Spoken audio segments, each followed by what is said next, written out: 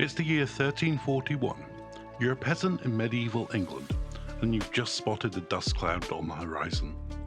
Horses, lots of them, and they're coming straight towards your village. You have maybe 10 minutes to react. What do? Do you run? Hide in a barn? Pray? Or do you do what people actually did in this situation? Scream to the castle at the top of your lungs while everyone scrambles towards that giant stone fortress on the hill.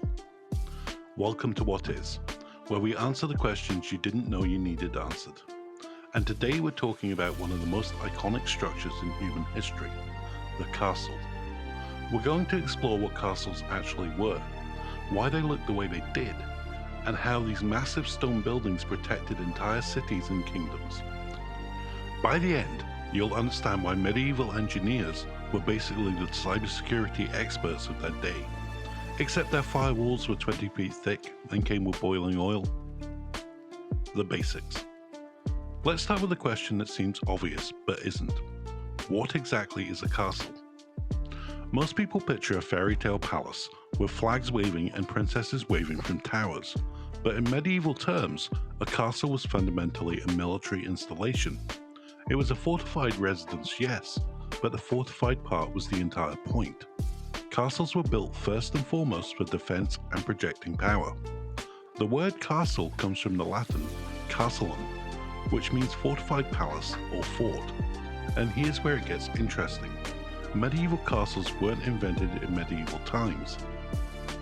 They evolved from earlier fortifications that date back thousands of years. The Romans had fortified structures. Ancient civilizations had walls around their cities. The basic concept of build a big wall so the bad people can't get in is probably as old as humanity itself. But the specific type of stone castle we typically imagine, the consecrated fortress with towers and battlements, really came into its own after the Norman conquest of England in 1066. William the Conqueror built dozens of them, and suddenly every lord in Europe wanted one. So why did castles become so important?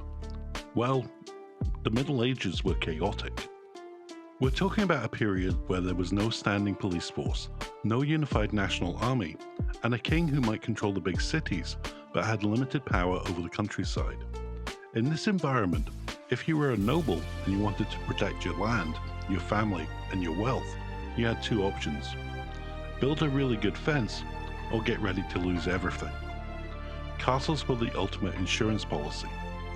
A well-built castle could withstand a siege from an army that vastly outnumbered its defenders. It could serve as a headquarters for military operations. It could house the local population in times of danger. It was a permanent visual statement of power that said to everyone in the region, "This land belongs to me, and good luck trying to take it." Before we go any further, make sure you subscribe to What Is and hit that notification bell. We release new videos every day exploring things you never knew you wanted to know about, like the origins of the saxophone, or the Great Wall of China isn't actually visible from space. Now back to castles. And trust me, the next part is where it gets really cool. Architecture of defense. Let's talk about castle architecture, because medieval engineers were absolutely brilliant at designing for defense. The basic medieval castle evolved through several stages. The earliest were moat and baileys, basically a wooden keep on a raised earth mound surrounded by a fenced enclosure. These were quick to build and reasonably effective, but they had a major weakness: wood burns. So around the 12th century, nobles started building everything out of stone. The stone keep became the central structure, a massive tower that was essentially a fortress unto itself. Walls were thick, often 8 to 15 feet thick. Windows were narrow slits, barely wide enough for an archer to shoot through, and everything was designed to make an attacker's life as miserable as possible. But the real masterpiece of a castle defense came with the concept of concentric fortification. This meant building multiple defensive walls, one inside the other, creating layers of protection. If enemies got past the outer wall, they still had to cross an open killing ground called the killing zone, then breach an inner wall, only to find that the castle was designed to trap them in corridors where defenders could attack from multiple directions. Next, let's take a look at the key defensive features. First is the curtain wall. That's the main defensive wall surrounding the entire castle. But it wasn't a straight wall. It had towers built at regular intervals, projecting outward so that defenders could shoot along the face of the wall, catching attackers in the sides. These towers were circular or polygonal, rather than square, because square corners are structurally weak points that attackers could undermine or collapse. Then there's the battlements, the iconic jagged top part of the wall that you see in every movie. Battlements had two parts, the solid part called the merlon, which protected the defender, and the open part called the crenel, where the defender stood to shoot. The alternating pattern allowed for defenders to stay mostly protected while still having lines of sight to shoot arrows, throw rocks, or pour anything unpleasant on the people below. And by anything unpleasant, I absolutely mean boiling oil, though historians debate how commonly this was actually used. What we know was used includes boiling water, quicklime which burns on contact, and heated sand, which gets into the armor and causes horrifying burns. Medieval warfare was creative in its cruelty. The gatehouse was the most heavily defended part of any castle. It wasn't just a door in the wall, it was a small fortress unto itself. Most gatehouses had a portcullis, that heavy metal grille that drops down in movies, plus a wooden door and often a murder hole in the ceiling above the entrance. Attackers who made it through the door would find themselves in a narrow corridor, where defenders could pour things on them while being pelted from the sides by arrows shooting through the narrow openings called arrow slits. Some gatehouses had what was called a bent entrance, a design where the path through the gate turned sharply, forcing attackers to expose their right side while they navigated the turn. The right side was the unshielded side for most medieval soldiers. Everything was designed to maximize the advantage the defenders had. And we haven't even mentioned the moat. Many castles, especially later ones, were surrounded by a water-filled ditch that made it impossible to approach the walls with ladders or siege towers. Some moats were natural, but many were deliberately dug and maintained. They added an enormous amount of defensive depth. A moat could be 30 feet deep, 60 feet wide, making tunneling underneath extremely difficult and direct assault nearly impossible. Castles as a military strategy. Now here's something that might surprise you. Castles weren't just passive structures, they were active military installations that shaped how wars were fought across entire regions. Think of a castle as a secured checkpoint that controlled the surrounding territory. A network of castles could essentially divide a country into zones of control. If you controlled the castles, then you controlled the roads, the trade routes, and ultimately the people living in between them. This is why building castles was such an aggressive act. When William the Conqueror built castles across England after 1066, he wasn't just protecting himself, he was actively establishing Norman dominance over the Anglo-Saxon population. Every new castle was a statement. We're here, we're staying, resistance is pointless. In military terms, castles served several crucial functions. First, they were lookouts and communication centers. Castle towers were built high specifically so that signal fires could be seen from one castle to the next. A threat spotted at one end of a region could be communicated across the entire network within hours, allowing defenders to concentrate forces where they were needed. Second, they were supply caches. Castles stored food, weapons, and equipment, not just for their own garrison, but for the surrounding region. In times of invasion, villagers could retreat to the castle, knowing there would be enough food and water to withstand a prolonged siege. Third, and perhaps most importantly, castles disrupted enemy logistics. An invading army had to either capture a castle along its line of advance, or leave garrisons behind to blockade them. Either option slowed down the invasion dramatically, and diverted military resources. A single castle could tie up an entire army for months. This is why castle design evolved to make siege warfare as difficult and time-consuming as possible. The longer a castle held out, the more time the defenders' allies had to gather forces and respond. A well-designed castle could survive months of siege, and during that time, the attacking army was spending enormous amounts of money and morale while stationary. Some of history's most famous military campaigns centered on castle siege warfare. The Crusades involved countless sieges of castle fortifications. The 100 Years' War between England and France was essentially a decades-long chess game of castle capture and defense.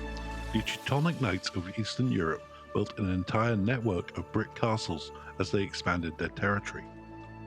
The effectiveness of castles eventually declined with the development of gunpowder artillery in the 15th century.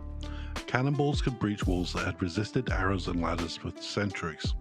During their prime, roughly from 1000 AD to 1500 AD, medieval castles were the ultimate defensive technology. Life inside the castle. So far we've talked about castles as military structures, but they were also homes, sometimes for hundreds of people during sieges, and for the noble family and their household on a daily basis. Life inside a medieval castle was both more comfortable and more chaotic than you might imagine. The Great Hall was the heart of the castle, a large room where the lord held court, entertained guests, and where the household took meals together. This was where business was conducted, disputes were settled, and celebrations happened. Think of it as a combination of meeting room, dining hall, and living room, all in one multi-purpose space. Below the Great Hall and the Lord's private apartments were the service areas, kitchens, storerooms, workshops, and quarters for the castle's permanent staff. Castles were largely self-sufficient communities, with their own bakeries, breweries, and often their own chapels and schools. The castle's permanent population during peacetime might number from 50 to 200 people, including the lord's family, household knights, servants, craftsmen, and religious staff. During a siege, this number could swell to include villagers and their livestock seeking refuge. And here's a detail that surprises people. Castles weren't always cold, damp, and miserable. Later medieval castles had increasingly sophisticated features, including glazed windows, private latrines, and even rudimentary heating systems. The lord's chambers could be quite comfortable, decorated with tapestries and furnished with carved wooden chairs and beds with actual mattresses. But make no mistake, a castle was still a fortress, and even the nicest apartments had arrow slits rather than large windows. The floors were stone, the walls were thick enough to block sunlight, and at any given moment, the peaceful daily routine could give way to the chaos of siege preparations, reinforcing gates, filling water barrels, and readying the defensive weaponry. This dual nature, simultaneously a comfortable home and a military installation, was fundamental to how medieval people understood castles. The same walls that kept out invaders also kept the family secure. The same tower that served as a lookout point was also the master's bedroom. Everything in the castle's design reflected this blend of domestic and defensive function. The castle's legacy. By the 16th century, the age of castles was effectively over. Artillery could breach the thickest of walls. The rise of professional armies meant that noble families no longer needed their own private fortifications for security. Many castles fell into disrepair, were converted into country houses, or were simply abandoned. But the castle's legacy lives on in fascinating ways. The word castle itself entered the English language with its military meaning, and we still use castle-related metaphors today. We castle in chess to protect our king.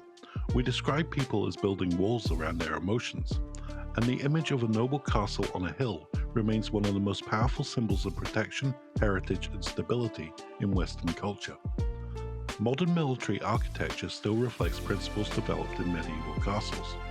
Military bases are designed with layered defenses, restricted access points, and observation towers. The concept of creating secure zones that control the surrounding territory. That's straight out of medieval military strategy. And of course, castles remain massive tourist attractions, drawing millions of visitors every year who want to walk the same corridors, climb the same towers, and imagine what life was like when these stone giants were active centers of medieval power. So there you have it. Castles weren't just fairy tale palaces.